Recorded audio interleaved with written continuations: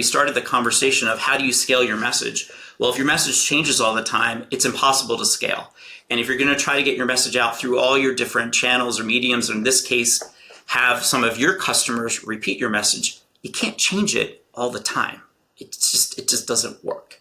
So this was a very simple brand construct. And I, to this day, I always look to see if companies follow a simple brand construct or what they're doing to make things happen where they have multiple products, right? And again, Holly, your example, the toothpaste aisle, a little bit different than, the example in tech world, but, how do you navigate that? And how does a consumer understand which one I should choose? So, well, I think it starts to get back to what you mentioned recently, Merlin, about the balance between brand and marketing investment, or brand versus advertising. And what's actually, when you say it's remarkable that the company held on to its brand position for 10 years, I'm coming from the perspective of having been on the agency side, like at a landlord, going, yes, exactly. That's exactly what it should have done and should do. We would build a brand positioning that was intended to last 7 to 10 years. So that was what we were selling, and how you could justify being at Land or at Profit or at Interbrand. Gabe, you can keep me honest here, that we were charging in many cases 7 figures to establish that core organizing idea that should, if it's doing its job right, should not change for the company for 7 to 10 years.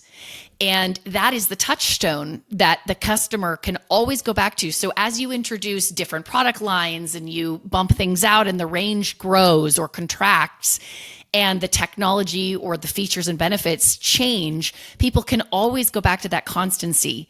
Right? Even with McDonald's. Oh, you're doing salads now? Who are you? Is this a spa? No, we're going back to, I'm loving it. It's been based on love for a couple of decades now. IBM, very consistent in the way they talk to business people. They don't come off of Smarter Planet.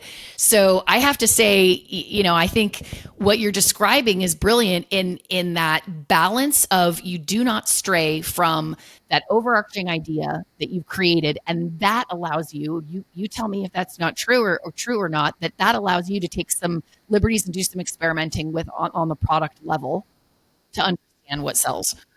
Yeah. And it's interesting. So I do want to there was a lot of pressure throughout that time to add more, to do offshoots. Oh, I'm sure.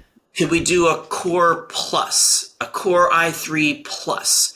And what happened was, and I have to say, some cases the brand team was not successful in stopping what you would probably say is insanity, or I'll put it nicely, experimentation, right? Like, let's try this.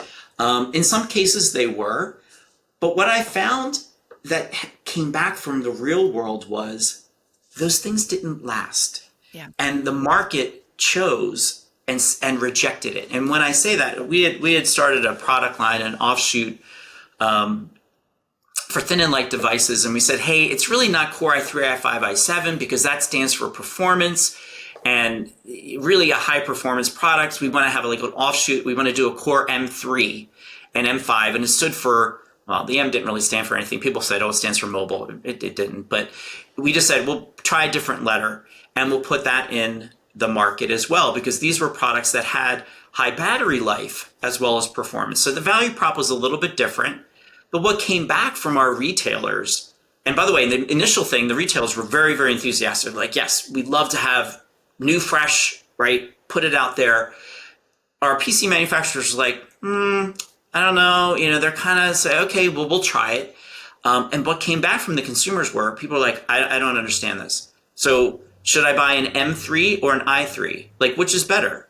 Is an M5 better than an i3 or an M5? And by the way, if you think about that, consumer asking, we had to create content and collateral to try to explain this, which gets you out of this simple and gets you into, and again, I go back, Holly, you started this off, right? You and Gabe, right? With the consumer. At this point, the consumer doesn't have a lot of mind share and doesn't want to spend that much time thinking about this. Right. And go, wait a minute, if you're going to ask me to do a lot of research and I'm already doing research on a PC, but then try to figure out the little intricacies of what you're trying to get across. It was a bridge too far. Well, and wasn't that antithetical to your entire strategy around let's simplify this, let's take the fog away, and then they just 100%. And I was in the fog back into the conversation. scene. Yeah, and I remember and discussing vehemently, please do not do this, right? This will not work. But again, too, right, you have to say, okay, let's try risk. Maybe it will work, and maybe this consumers will understand. At that point, the business unit, who is the ultimate arbiter, right, of this, because they own the P&L. Yeah. And at that point, from a decision made at that level was to the head of sales, as you can imagine, right, the head of the business unit, right, everybody's involved in these conversations. And they said, okay, we're going to go and we're going to try it. And I will say, to Intel's credit, we also came back weeks later and said, okay, how is this doing? Right? Is this really working? And then we got the feedback, and it wasn't working. So those products were very short-lived in the market. The same thing with like Plus. We had Plus, right? Because again, it gets back to this feature creep. Oh, we got this great feature. How are people going to know? We'll add a little plus, right? But people don't know what that means, and people at this point, consumers don't really.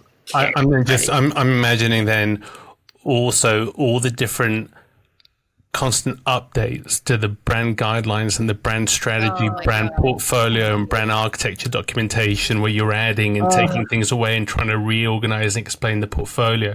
I think one of the takeaways and learnings, from a brand enablement standpoint, is a reminder of, and I know I have a colleague who will fully agree with this, is how brand architecture and brand portfolio management is oftentimes the most important element or aspect of the corporate brand role. To your point, you don't always have influence on it.